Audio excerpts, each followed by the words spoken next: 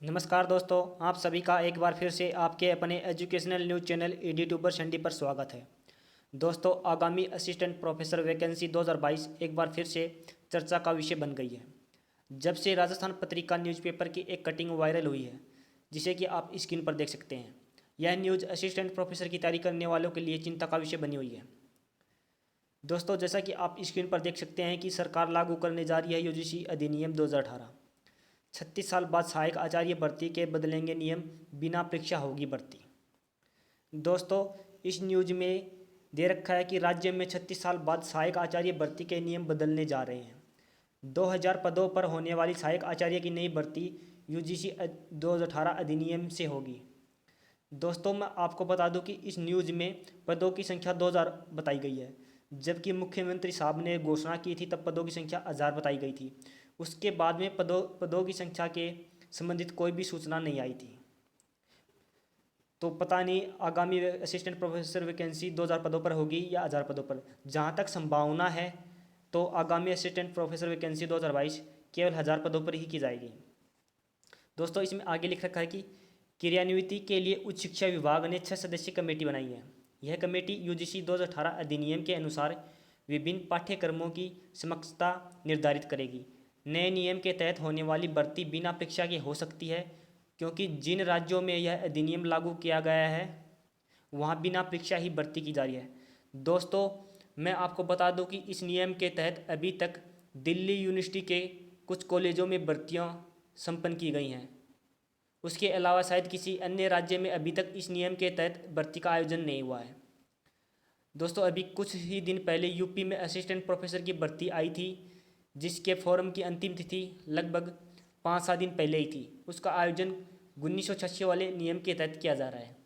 इसी प्रकार लगभग 2 महीने पहले हिमाचल प्रदेश में भी सहायक आचार्य की भर्ती आई थी। उसका आयोजन भी एग्जाम प्लस इंटरव्यू के आधार पर किया जा रहा है। दोस्तों, जहाँ तक मैंने पता किया है, अब तक दिल्ली विश्वविद्यालय के अलावा इस नियम से कहीं पर भी भर्ती का आयोजन नहीं किया हुआ है।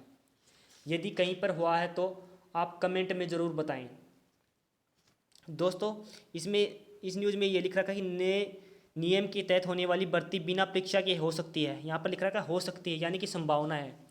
दोस्तों, मैं आपको बता दूं कि यूजीसी गाइडलाइंस 2018 को लागू किया जाएगा या नहीं, इस पर अभी कुछ भी स्पष्ट नहीं कहा जा सकता है। तो आप अपनी तैयारी जारी रखें। यदि आप अखबार की एक न्यूज़ देखकर अपनी तैयारी छोड़ रहे हैं तो यह अच्छी बात नहीं है। दोस्तों, उच्च शिक्षा विभाग ने यूजीसी अधिनियम 2018 को लेकर एक 6 सदस्यीय की कमेटी बनाई थी ना, जो 1 अगस्त को बनाई गई थी। उस कमेटी को 1 महीने यानी कि 1 सितंबर तक अपनी रिपोर्ट पेश करने के लिए कहा गया था, जिससे संबंधित अभी तक कोई सूचना नहीं आई है।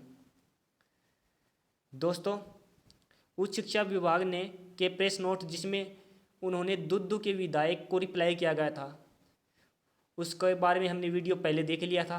मैं आपको वो प्रेस नोट वापस दिखा रहा हूँ। उसमें साफ साफ लिखा हुआ है कि 2018 के विनियम 4.0 में विहित प्रावधानों के अनुसार कॉलेज शिक्षा में सहायक आचार्य के पद के लिए सीधी भर्ती हेतु न्यूनतम अर्हताएं रखी गई हैं तथा पूर्व की बातें लिखित परीक्षा और साक्षात्कार के आधार पर ही चयन किए जाने का प्रावधान है।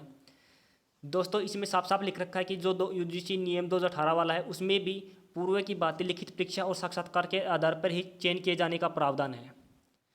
तो दोस्तों, मेरे अनुसार आप सभी यह मानकर चलें कि एग्जाम होगा और आप अपनी तैयारी जारी रखें। दोस्तों, जो कमेटी बनाई गई थी उसने क्या निर्णय लिया है, उसके बारे में सूचना आने तक यूजीसी गाइडलाइंस 2018 लागू होगा या नहीं के बारे में कुछ स्पष्ट नहीं कहा जा सकता है। तो आपको इंतज़ार करना चाहिए जब तक उच्च शिक्षा विभाग इसके संदर्भ में कोई प्रेस नोट रिलीज ना करे तब तक। दोस्तों, यदि यह नियम लागू भी कर दिया जाए तो उसका विरोध करके उसे हटाया भी जा सकता है। आप असिस्टेंट प्रोफेसर वैकेंसी 2020 को ही देख लीजिए। उसमें गुड एकेडमिक रिकॉर्ड लागू कर दिया गया था, परंतु विरोध के उपरांत उसे हटा दिया गया।